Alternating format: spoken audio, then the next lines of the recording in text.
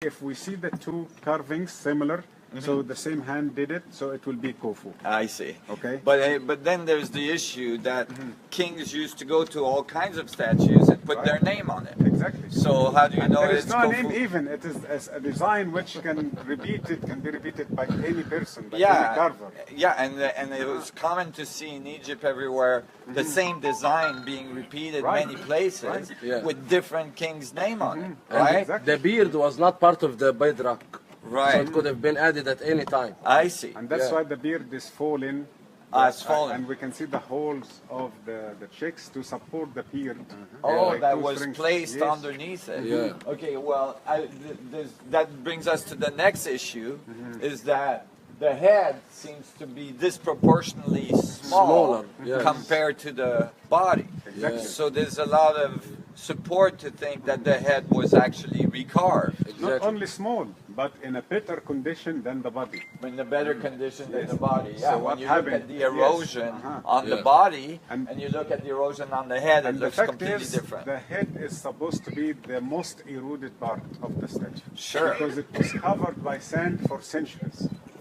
And sand must protect the body. Yeah. But we see the opposite. So it means that the body, the whole statue was exposed to severe erosions. Right. But then when they recarved the head, they chiseled All the erosion away. Yes. So what you mean is that the body was in the sand for a very long time, but the head was sticking out. So the head should have more erosion than the Exactly, body. than the body. And, But the and other- it's the yes. contrary. And so of course, so that's supporting evidence that that was recarved. And we understand from the history that so many names restored the Sphinx. It started with Tutmosis IV. He admitted in that stela that he removed the sand and he cleaned the area. Right. We have Hatshepsut, we have Kha-Emwasit, and we can see some of those renovations and restorations from the ancient Egyptian times. Right. And then there's the other evidence, which is the erosion in the enclosure, right? So if we look at the enclosure, the erosion in the enclosure and the erosion on the stones that makes the Sphinx temple and the Valley temple as well. So this is mostly the work of Robert Chalk Robert Schock and John Anthony West. and John Anthony West, which noticed this kind of erosion all in the enclosure and these vertical. fissures. Yeah, these vertical fissures. When they started to study the Egyptian weather in the last 5,000 years, they didn't find that our rain or even with the worst weather in winter time, we don't have that rain can produce such erosion. vertical erosions. Right. So they came up with the idea that this must happen during the cataclysm, which occurred on 11,000 BC.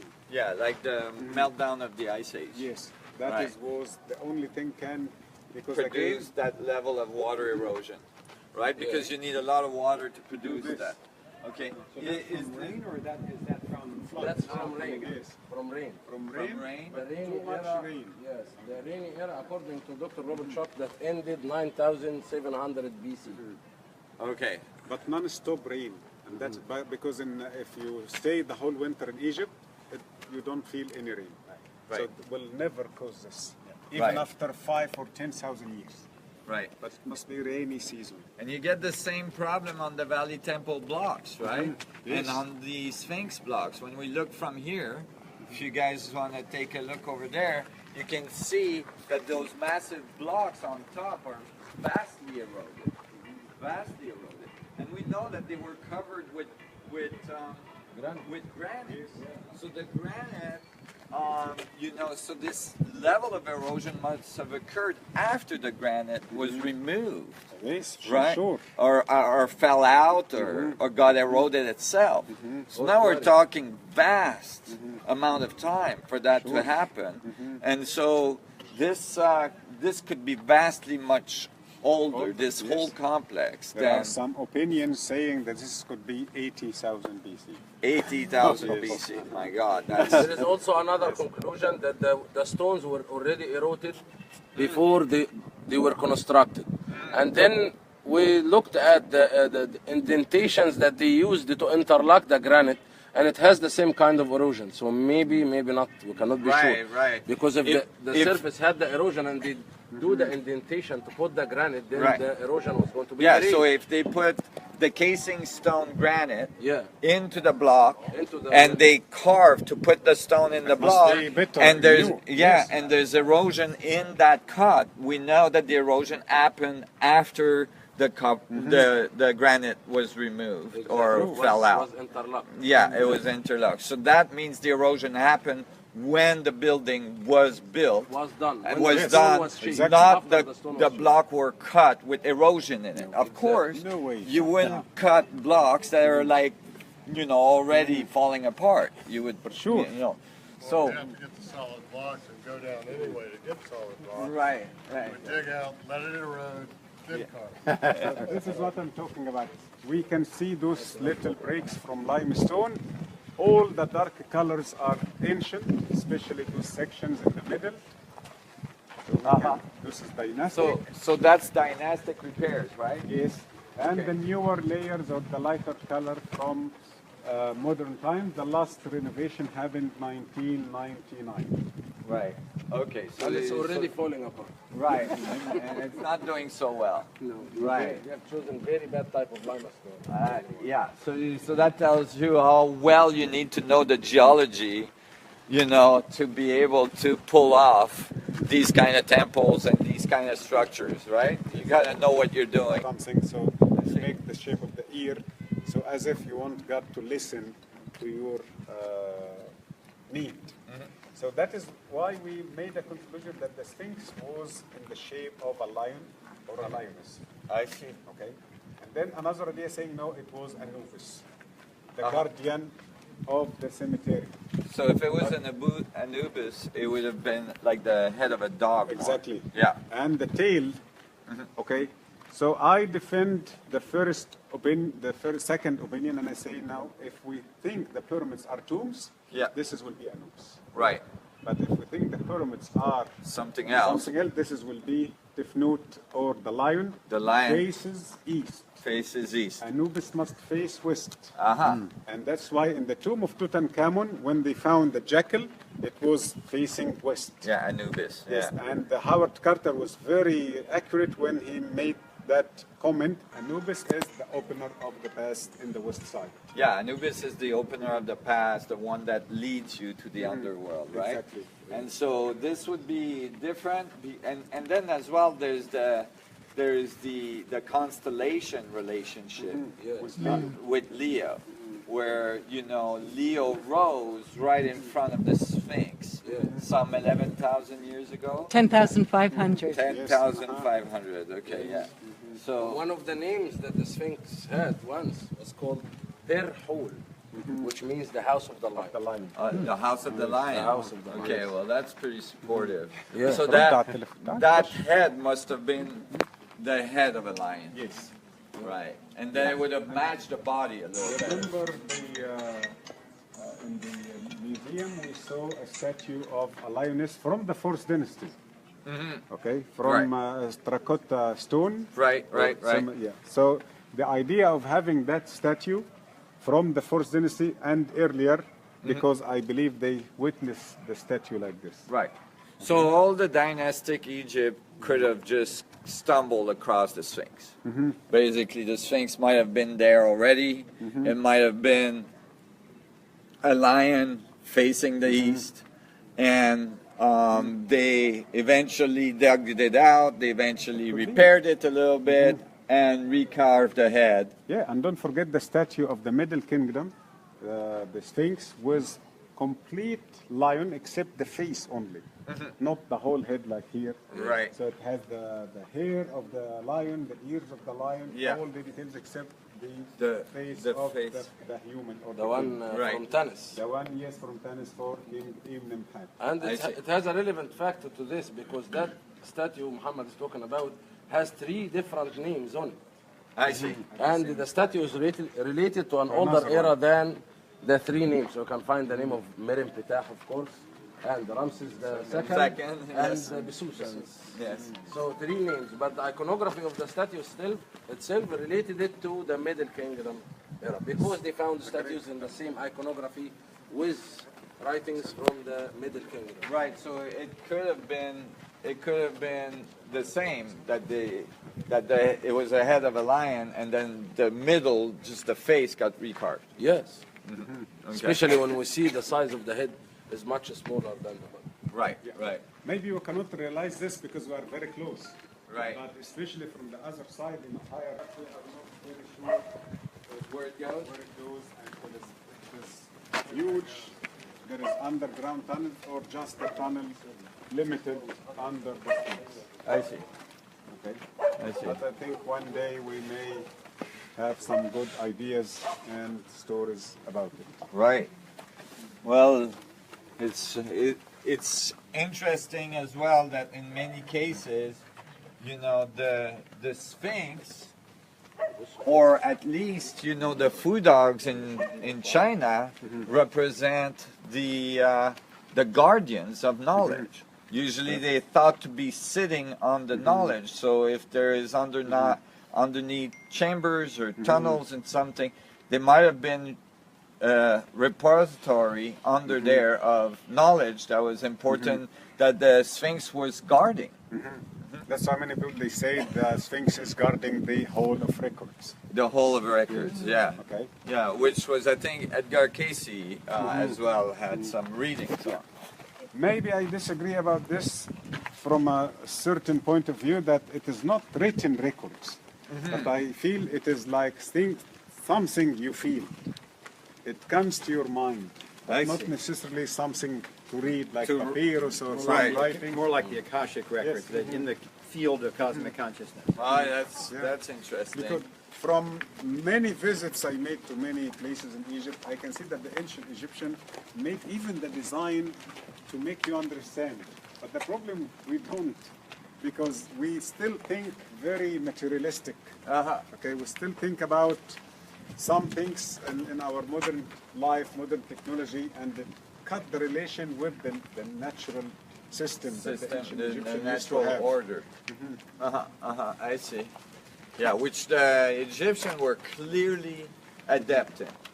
When you look at the way they interacted with nature, the way they talked about it, the way, even like their incredible capacity to reproduce physiognomical, you know, accurate depictions in Let their me tell you statues. this, now all the pregnant lady to know they will have boy or girl, they go to the doctor with ultrasonic. Ultrasonic, yeah. If we use ultrasonic too much, what will happen to the baby? Well, it won't be healthy. Okay, good. Yeah.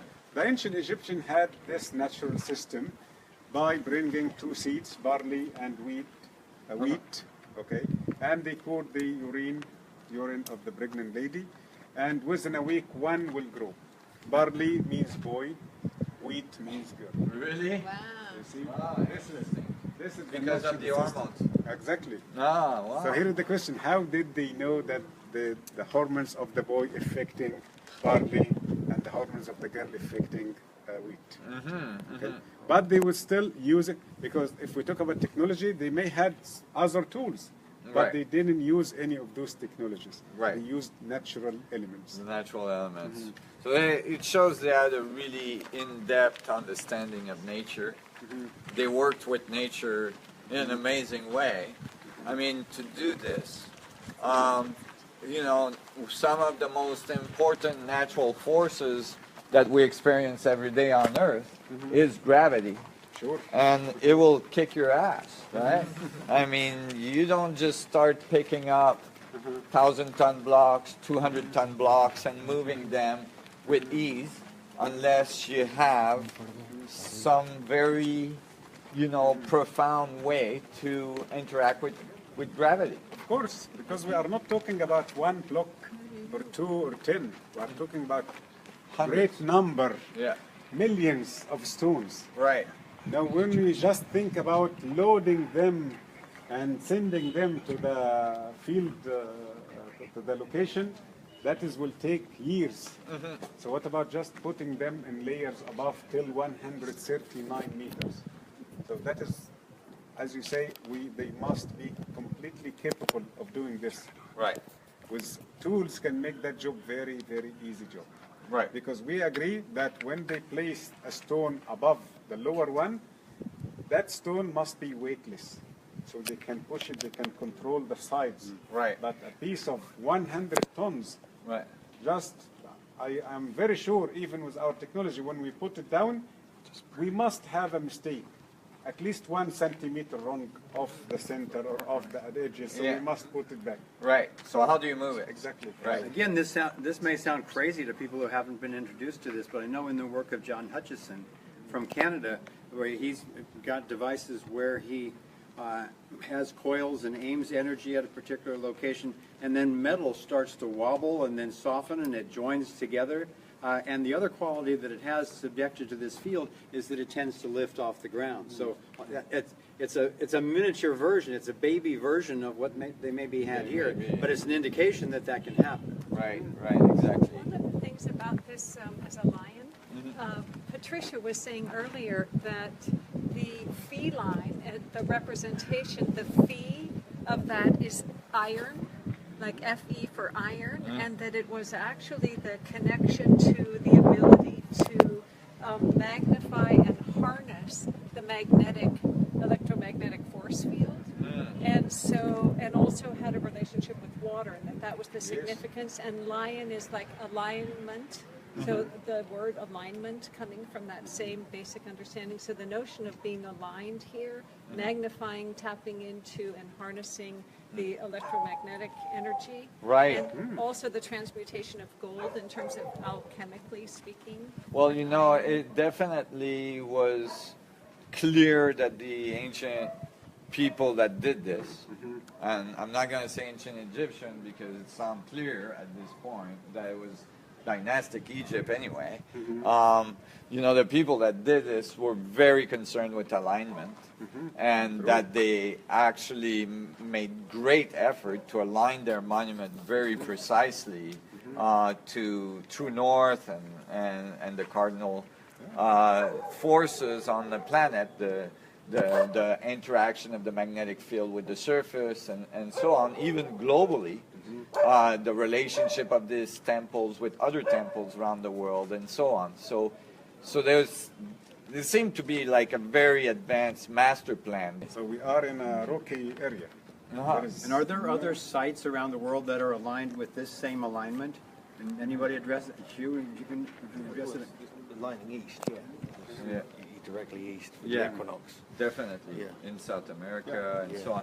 There's a direct correlation in alignment between Teotihuacan and Giza, as well, you know, alignment in relationship on the earth between Giza, Peru, and Easter Island. I mean, it just goes on, and you know, down the rabbit hole you go, because all of a sudden you start to see correlation across the world, even construction method, right? Where these cultures shouldn't have been anywhere close to being in contact with each other.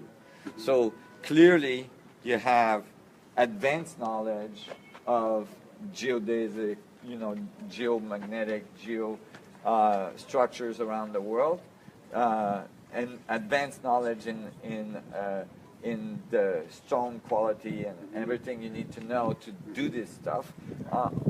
Advanced astronomy knowledge, astronomical knowledge, and you have this like great mystery that unfolds all around the world. You know, construction methods that are very unclear. So, you know, a bunch of people pulling in vine rows, kind of doing things like in kind of like archaic way, just doesn't add up to this result. But you've also got in common in those places the stories about sun gods coming in their ships and chariots of fire and so forth. Right. So what were they talking about with that? Right, exactly. That's the Maybe other thing. the opposite here in Egypt, that, as you said, in Mexico and Peru, they talk about that sun god comes to the world. In the Egyptian mythology, actually, it leaves. Really? I see. Yes. Say more. Okay, so we have the pictures of the ships of the sun god Ra and the other letters, they are sailing in the second life. Okay. And often afterlife. shown with the sphere in the middle, right, of the ship, and with the sun gods leaving, right? So maybe this is the Not exactly leaving, but like it's not in this life, it's in the afterlife of the ancient Egyptian. Right, right. Sailing daily, right. okay? Okay.